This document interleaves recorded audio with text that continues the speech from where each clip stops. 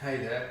So I've decided to do a short series on the pistol squat because it's a move that I really love, and it's something that took me a long time of almost continual daily practice to get it. The very first time I tried a pistol squat, it was such a disheartening experience that I vowed to myself to not stop until I really had it with both legs. And for anyone who doesn't know what a pistol squat is, it looks like this.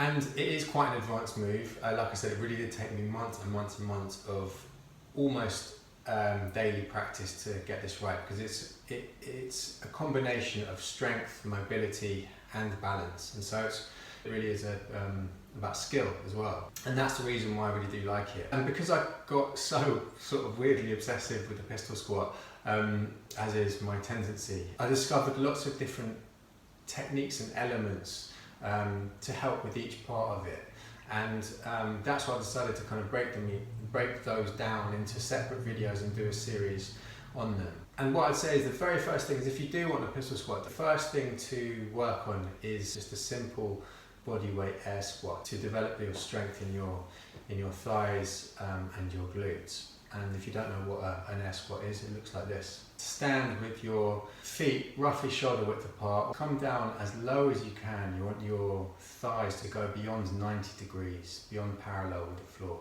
You also want to try and work on keeping your back as straight, as flat as possible. And a good way to help with that is to keep your hands raised at or above the level of your shoulder line. It automatically put your back into a little bit of extension, which helps to keep it straight. You want to avoid rounding your back and curving your spine too much when you go down into that bottom position.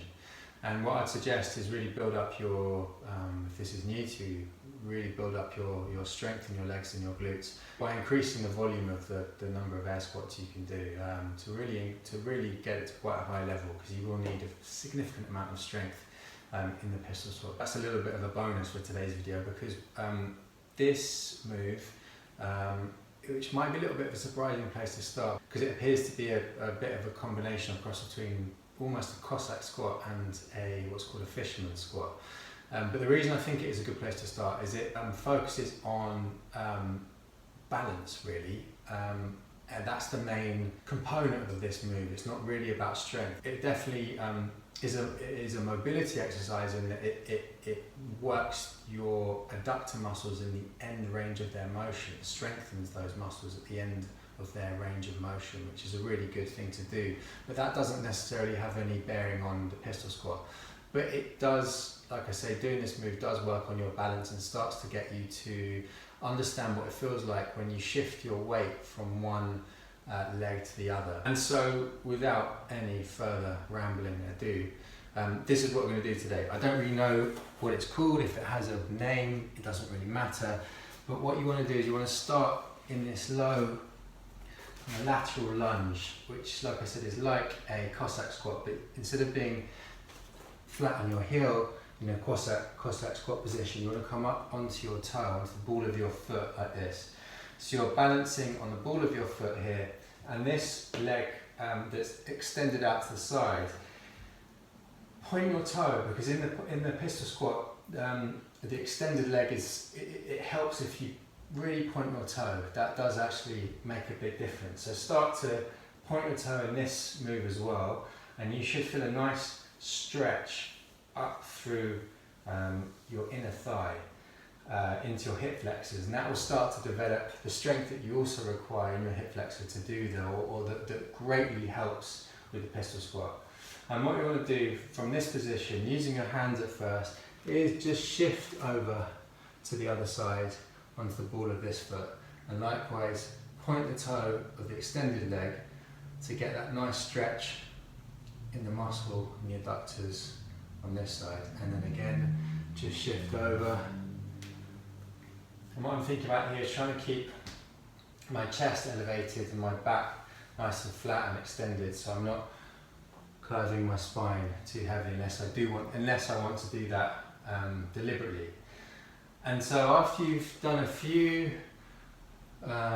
had a few goes on each side using your hands for balance, and you feel comfortable and confident, take your hands away and try to just do exactly the same thing by balancing here. Sometimes it helps to hold your hand, that gives you a point of focus and actually helps with balance for some reason. But play around with where you have your arms or where you have your hands. Remember, try and keep your chest elevated to keep your back straight, unless you actually want to play with moving your upper body to see how that affects your balance. And all the while keep the toes of the extended leg pointed. And I'm just going to shift over from side to side, remembering to keep tension down the extended leg. And this really is it for today's move. And what I'd recommend is doing this until you're comfortable with it, until you can deliberately move your body around and maintain balance in this position. And it doesn't matter if you fall, just stop yourself from falling each side, and then see what it feels like to refine, to find balance again. Because the more balance and control that you can have with the fewer points of contact on the floor, the better it's going to serve you when we come to do the full pistol squat. So that